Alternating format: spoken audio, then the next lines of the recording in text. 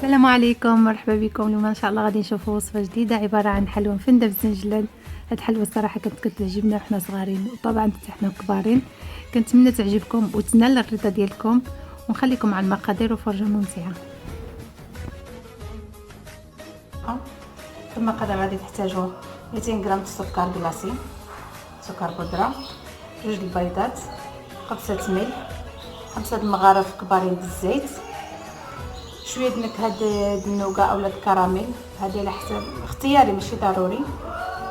الدقيق انا هنا وزنه 650 غرام، وغنشوف واش غنزيد اولا غنقص، وهنا عندي 650.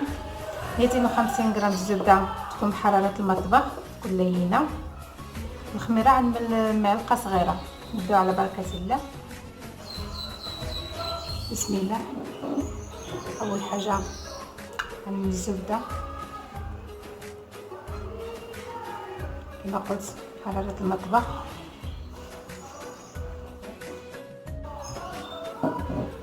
غنضيف سكر بودره غنغربلو صفايه.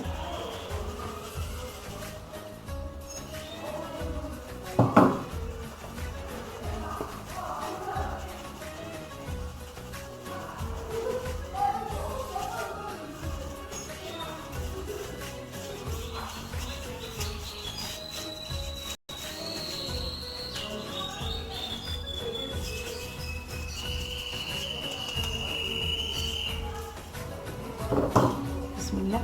غنخدموا هاد الزبده مع السكر كلاصي.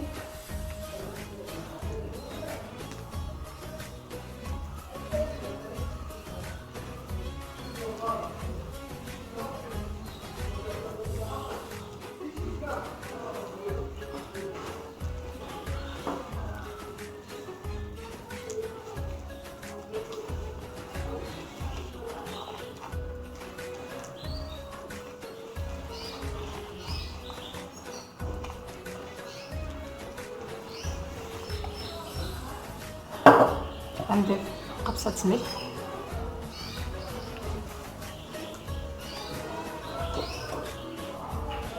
نكهه الكراميل اولا النوغا على حسب اللي بغيتو.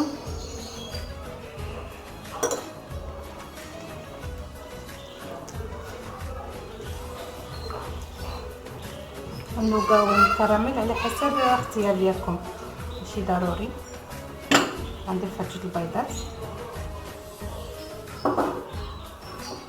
غنضيف هاد 5 المغارف الزيت،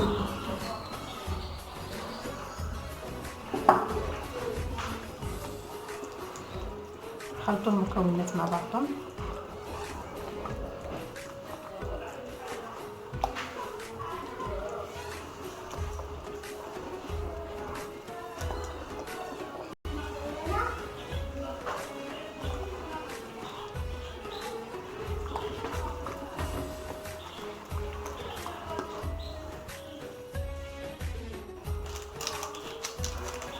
عندي معلقه صغيره خميره،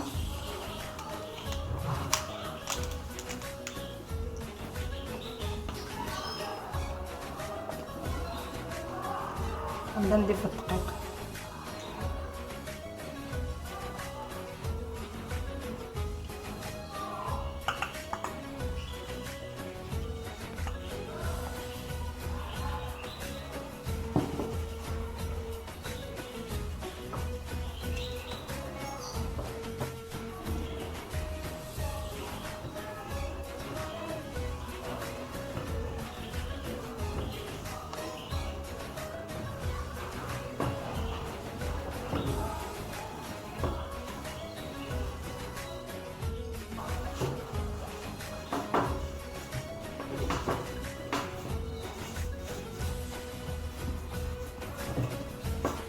هاد العجينه ديالنا كتكون ماشي خفيفه ماشي قاصحه، ولكن كتكون رطبه لينه. غنخليها غنضف يدي.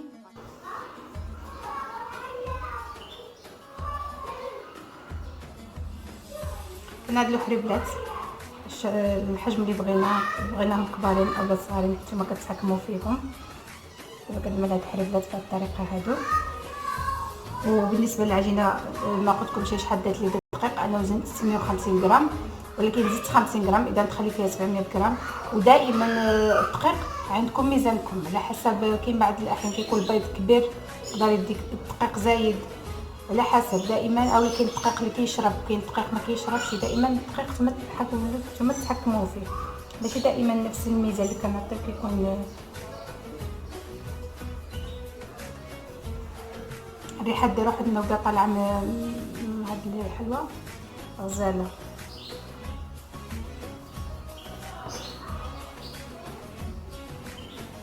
انا غنستمر نكمل هاد الحريبله ديالي ونتلاقاو نشوفوا.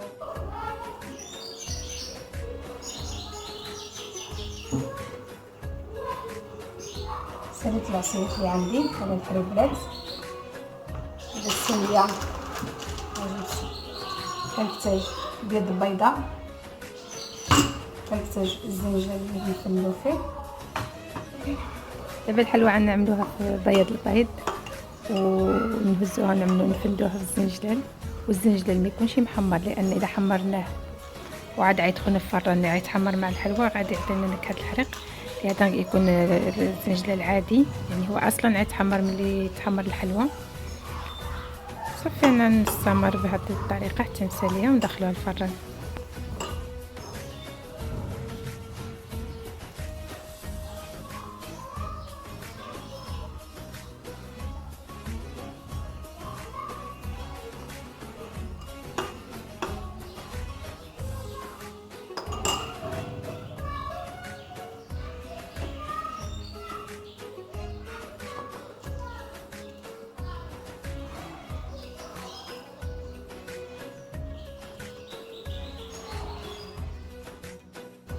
الفران عندنا مسخن من قبل، كندخلوا ليه الحلوى كنخليوها طيب حتى كتحمر من تحت ومن الفوق، ونقدموها بالصحه والعافيه.